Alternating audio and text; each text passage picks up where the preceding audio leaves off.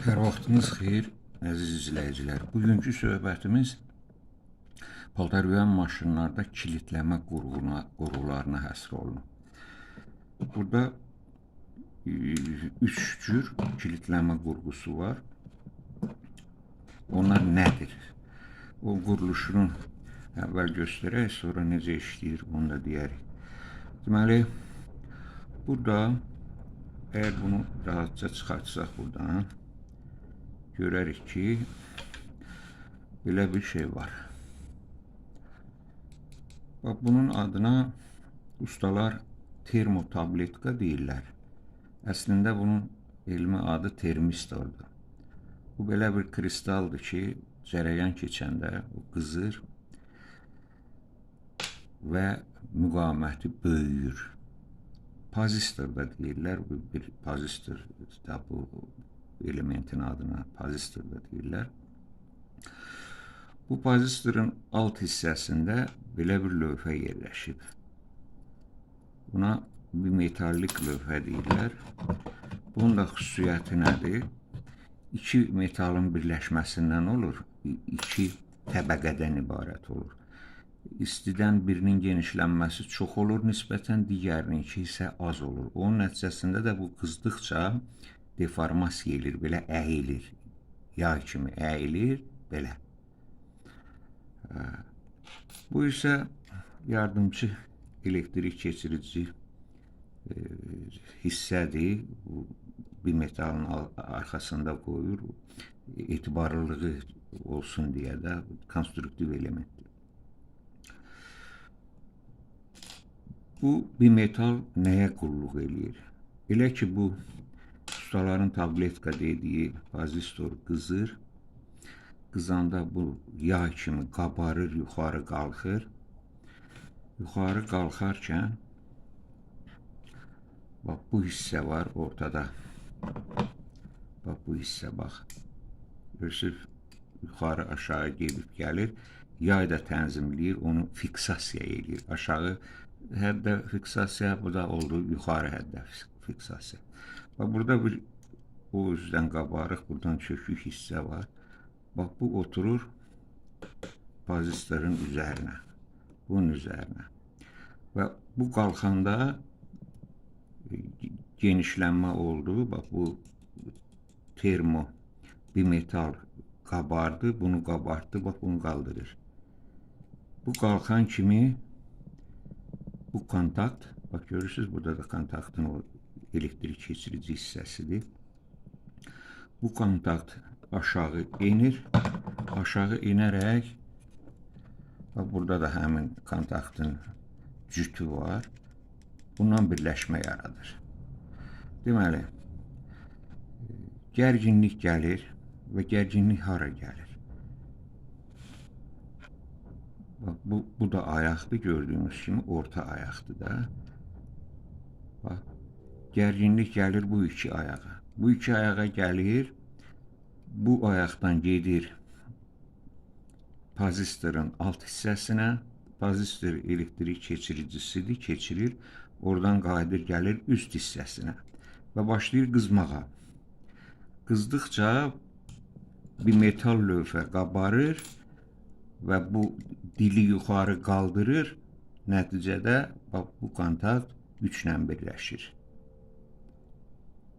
Yəni, bax, bu ikinci kontakt üçüncü kontaktla birləşir. Buna görə bunu yoxlamaq üçün necə yoxlayırlar? Testerin şupunun birini bura, birini bura toxundururlar. Orada hardasa 1 kilo ohm müqavimət göstərməlidir, pozistorun müqavimətini. Bax, o 1 kilo ohmluq müqavimət qızma baş verdikdə biraz da çoxalır və oradan axan cərəyan da azalır, amma o vəziyyətdə qalır və bu kontakt da üçüncüyə toxunaraq qalır. Deməli, ikinci ilə üçüncü kontaktın birləşməsi maşının beyninə siqnal göndərir ki, qapı kilitləndi. Ondan sonra maşının proqramı işə düşür. Əgər bu baş verməzsə, maşının proqramı işə düşmür. Çox vaxt Y1, nə bilim, L1 filan filan kodlar çıxır. Hər maşının özünün istehsalçının gəldiyi qənaətə görə müxtəlif işarələrlə o kodları verir və pasportunda o maşınların qeyd edilir. Tutaq ki, Y1 nə deməkdir, Y2 nə deməkdir. Bəzən İngiliscə door yazır.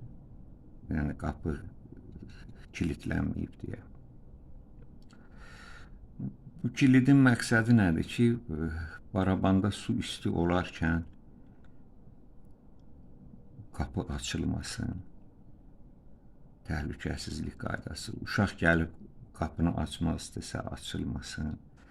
Və bu məqsədlə qoyulmuş bir şeydir, amma bu böyük problemlər yaradır. Çox tez xarab olur, tez xarab olan bir şeydir və ən zəif nöqtəsi də onun elə pozistor dediyimizdir. Fikir verirsə, bilmirəm, görünəcək. Bax, qulağı qopubdur. Kristaldır bu, tam metal deyil. Qulağı qopubdur. Və bəzən olur ki, bu parçalanır ümumiyyətlə və nəticədə qısa qapanma verir. Birinci və ikinci kontakt arasında. Bunun nömrələri üstündə 1 və 3 gedir. O sizi çaşdırmasın. Birinci və ikinci kontakt arasında qısa qapanma gedir və nəticədə bu kontaktda təbii ki gərginlik sıçrayışına məruz qalır və simistr yana bilir. İdarə etmə palatasında simistr də yana bilir. Beyin deyək də, beyin xarab olur. Bu ən çox zədələnmələrin siyahısında birinci yerdə duran bax bu qurğunun zədələnməsidir.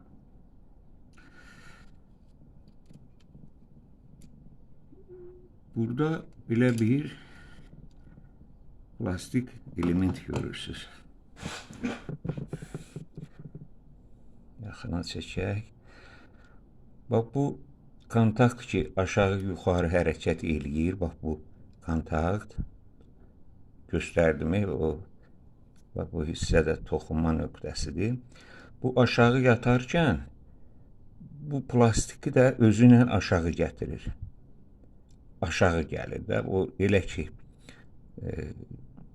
mexanizm işə düşdü. Həm səs gəlir, çıqqıltı gəlir. Bu keçir hara?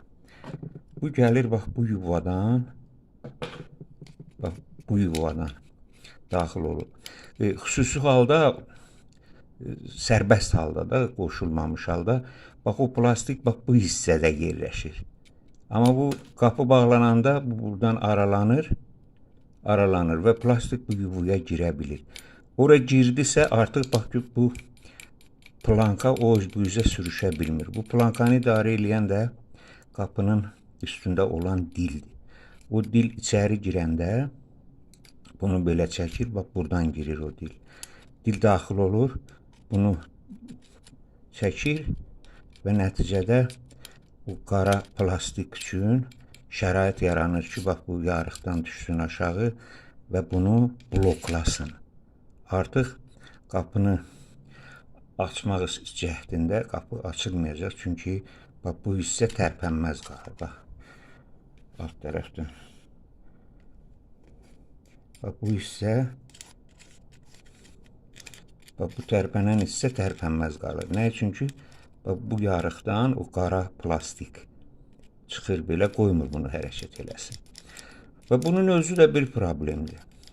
Çox hallar olur ki, qapaq açılmır. Paltarı yuyub qutarıb, qapaq açılmır. İlişir. Onu açmanın da müxtəlif yolları var. Birini göstərim.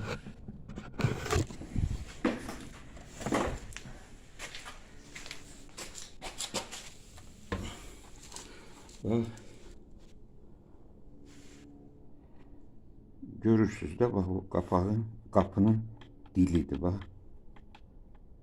Belə sıxanda o arxaya gedir, o çıxıntı hissə geri çəkilir və qapı açılır. Amma o bloklama gedibsə, ilişibsə, təbii ki, bunu çəkmək olmur. Arxaya tərəf getmir. Bax, bu dil arxaya tərəf getmir. Çünki yarıq da məhduddur. Bu tərəfdən, arxa tərəfindən tutur. Qabaq tərəfi də onun çıxıntıya ilişir. Bunu açmaq üçün nə etmək olur?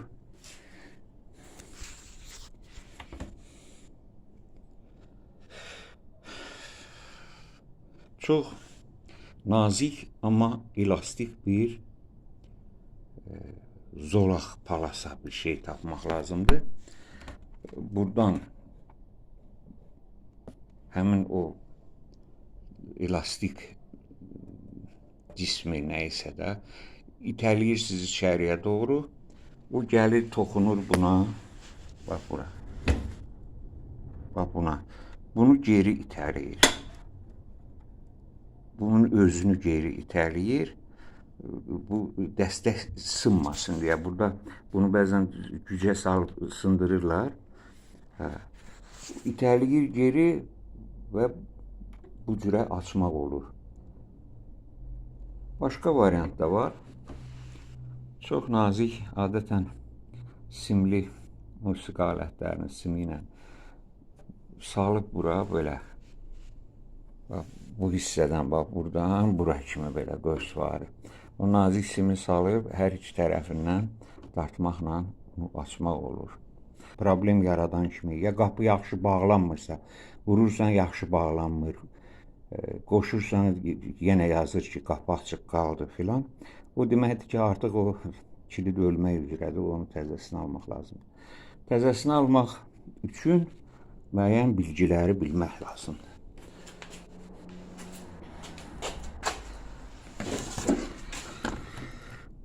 Bu ki, burada 3 dənə ayaq var.